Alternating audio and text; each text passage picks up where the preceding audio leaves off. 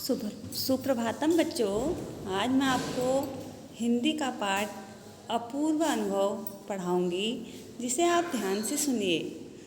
अपूर्व अनुभव पाठ तोत्तो-चान, जो विश्व की एक अनमोल निधि है, जो जापानी भाषा में लिखी गई मुख्य रचना है, उसका विश्व भर में अनुवाद किया गया और कई भाषाओं में इसका अनुवाद मिलता है। यह एक बहुत ही रोचक कहानी है, जिसमें बच्चे एक पाठशाला के रूप में पाठशाला जाते हैं और रेल के डिब्बों को अपनी पाठशाला, वृक्षों को अपना खेलने का साधन बनाते हैं। जापान में कई ऐसे बच्चे हैं जो पेड़ों को अपना साथी मानते हैं और एक एक वृक्ष को अपनी संपत्ति मानते हैं। ऐसे ही दो बच्चों की कहानी इस अपूर्व अनुभव में लेखिका ने लिखी है और वे दोनों बच्चे किस प्रकार हौसला दिखाकर अपने मन की बात को पूरा करते हैं, ये इस कहानी में दिखाया गया है, दर्शाया गया है। एक बार तोत्तो-चान एक सभागार के शिविर में गए हुए थे। 2 दिन बाद जब वो बड़ा साहस दिखाते हैं, उसमें एक पात्र है तोत्तो-चान और दूसरा है यासुकी-चान।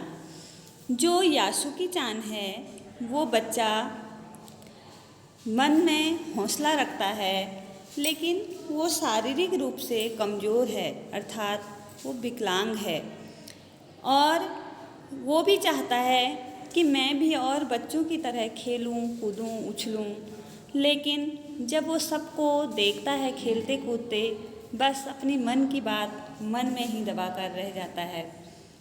और उसी जो वहाँ मैदान थे जापान में, उस मैदान में कुछ पेड़ थे और उन पेड़ों को सब बच्चों ने उसमें से एक एक पेड़ छांटा हुआ था और उस पेड़ को वे अपनी संपत्ति मानते थे। वे बच्चे पेड़ में चढ़ते, उसकी डालियों में झूलते, उछलते कूदते और जो यासुकी-चान था वो उनको देखता रहता। फिर बच्चे जब उस पेड़ पे चढ़ते तो कहते कि पेड़ में चढ़कर हम सारी दुनिया देख लेते हैं। तो वो चाहता था यासुकी-चान कि मैं भी किसी दिन जाऊं पेड़ पे और दुनिया को देखूं, लेकिन ये संभव नहीं था। उसकी मन की व्यथा को तोत्तो-चान ने समझ लिया और एक दिन वे स्कूल के बाद, जब वे स्कूल से आती थी, उसके बाद वो हमेशा पेड़ पर चढ़ी हुई मिलती थी और यासुकी-चान नीचे बैठकर उसको देखता था। पोलियोग्रस्त था बच्चा, हाथ पैर उसके कमज़ोर थे और वो उसको एक एक दृश्य का वर्णन कर कर बताती। तो एक दिन वे कहती है कि मैं एक दिन ऐसा करूँगी, तुझे इस पेड़ से तेरे आँखों से ही इस दुनिया को तुझे दिखाऊंगी। तो एक दिन वो योजना बनाती है और अपनी योजना को ना अपने माता पिता को बताती है तोत्तो-चान और ना ही यासुकी-चान के घर में उस बात को बताती है और अपने शिविर के बाहर जाकर कहीं से एक सीढ़ी को खींचती हुई लाती है। किसी घर से एक कुर्सी उठा के लाती है, उस कुर्सी पर चढ़कर उस पर सीढ़ी लगाती है और सीढ़ी लगाकर यासुकी-चान को सीढ़ी पर चढ़ाने का प्रयास करती है। अब जब वो सीढ़ी पर उसको चढ़ाने का प्रयास करती है तो वो कमज़ोर था, वो एक भी पैड़ी चढ़ नहीं पा रहा था उसकी। तो वह नन्ही सी नाजुक सी तोत्तो-चान फिर सीढ़ी के सहारे नीचे उतरती है और उसको धकेलती मतलब धक्का मारती है और उसको पेड़ पर चढ़ाने का पूरा प्रयास करती है और तभी वह पसीना पसीना हो जाती है और मेहनत करके वो दोनों बच्चे पेड़ पर चढ़ जाते हैं।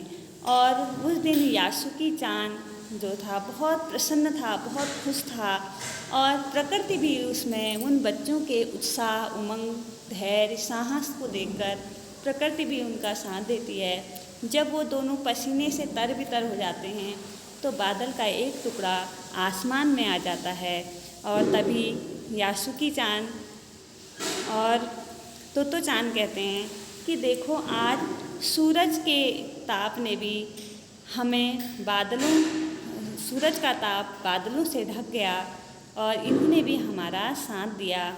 तो वे दोनों वहाँ पेड़ पर पूरी प्रकृति का आनंद लेते हैं और वो अपनी आँखों से सारी दुनिया को देख लेता है और वो बड़ा खुश होता है। तो इसी प्रकार से हमें भी अपने मित्रों की मदद करनी चाहिए और हम कितने असमर्थ हैं तब भी हमें अपना साहस, अपना धैर्य नहीं खोना चाहिए। यही इस कहानी का उद्देश्य है, हमारे लिए उपदेश भी है कि हमें इसी प्रकार साहस से, धैर्य से अपने मित्रों की मदद करनी चाहिए और सबको ये उत्साह देना चाहिए, उसका साहस बढ़ाना चाहिए और इसी प्रकार अपने मित्रों की हमें मदद करनी चाहिए। धन्यवाद।